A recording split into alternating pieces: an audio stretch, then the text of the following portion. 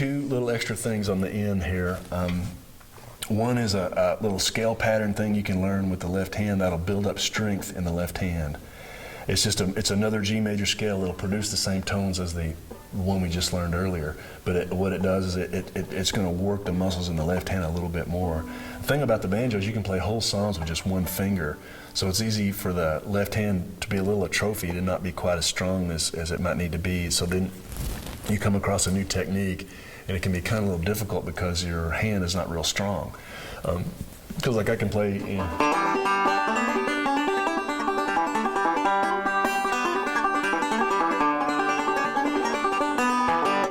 finger to do that, so it's possible to play a fairly advanced repertoire on the banjo without really getting very much strength going in the left hand. This is a little practice thing you can use to build up strength.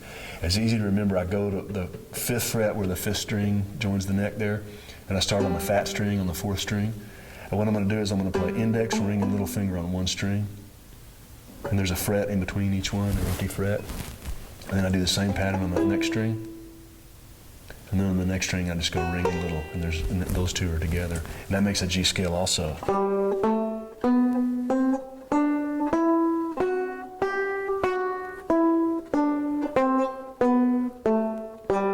Again.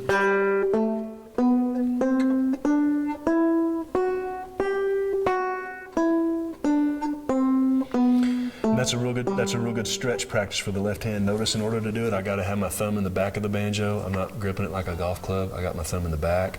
And what that does is it really stretches out this part of your hand. If you practice it, you'll see what I'm talking about. But like what you don't want to do is if you keep your hand kind of bunched up like this, you can play the scale this way. You'll see I'm not getting I'm not getting a legato sound, I'm getting a chop sound. And also my fingers are touching. I'm not getting any stretch that way. They're actually touching the whole time, not getting anything out of that, and it doesn't sound very good either. So what I want to do is learn to use my hand like that, where I get this. And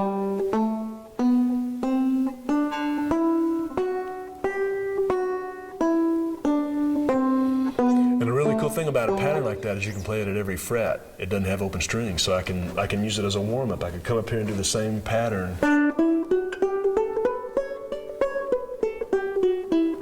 Down a fret.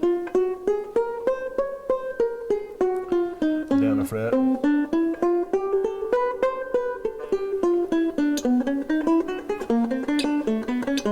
You can play it all the way down the banjo. If you get down here, notice the frets get a little wider and a little wider. So what that does is it just gets a gradual stretch on my left hand. Then when I get all the way down here, I'm really stretched out. If you can do it in the first position down here with the index finger at the first fret, you got a really good handle on what you need to do with a banjo left hand wise.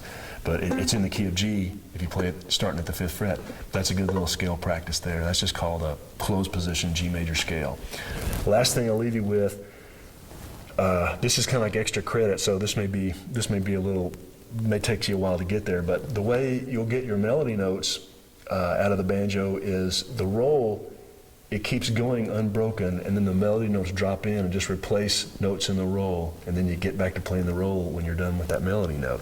So like if you take a slide from the 4th fret to the 5th fret on the 4th string, you could put that at the beginning of that roll. So you could go.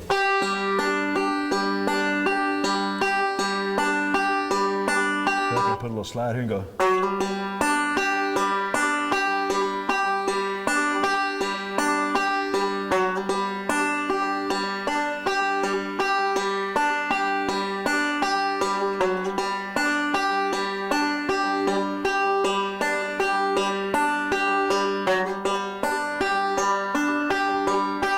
Maybe pick up the timbre.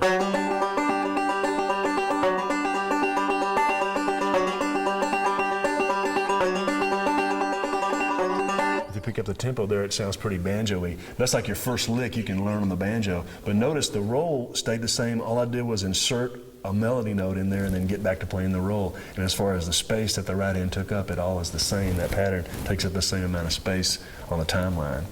But that's a little extra credit thing there. But like in order to go from here, a couple things to do. One is I think it's a really good idea to learn to read standard notation. In a really cool book that teaches standard notations is Mel Bay. It's this guy Frank Bradbury, I believe he wrote Fahrenheit 450. No, it's a different book. Frank Bradbury. Anyway, that's Banjo Humor.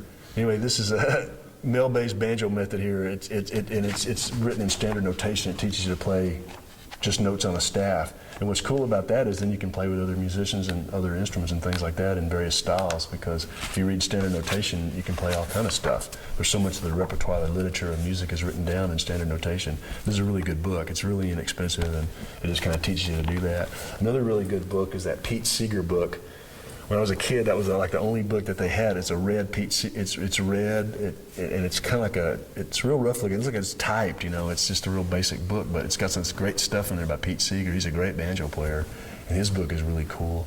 And then the Earl Scruggs book is classic, you know, for learning the Scruggs repertoire. And there's just so much stuff. There's mountains of stuff books and DVDs and things you can get, and it's all good stuff, you know. And typically, and there's a couple of good websites that have information. You can learn melodies and all these songs and learn your repertoire that way. Another way you can just play the banjo and make up your own thing, because it's sort of like, it begs you to do that, because it's just sort of an informal instrument. So in a way, it kind of begs you to kind of make your own thing, you know. So that's kind of a cool thing about it as well. You're not sort of judged on how well you stick with the parameters. You can sort of make up your own thing, but that's another cool thing about the instrument.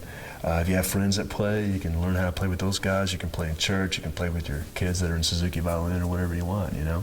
But it wants to interact with other musics and other people and things like that. It's a very social instrument, and it's really fun to play. So there's something really strange that happens if you get into the banjo. There's really something really cool that goes on where it's like your brain just kind of shuts off if you play. At this point, my brain is shut off. But it's a lot of fun to play. So I hope that helped you. If you have any questions, you can email me on my site if you need to. But other than that, good luck. Thanks. All right.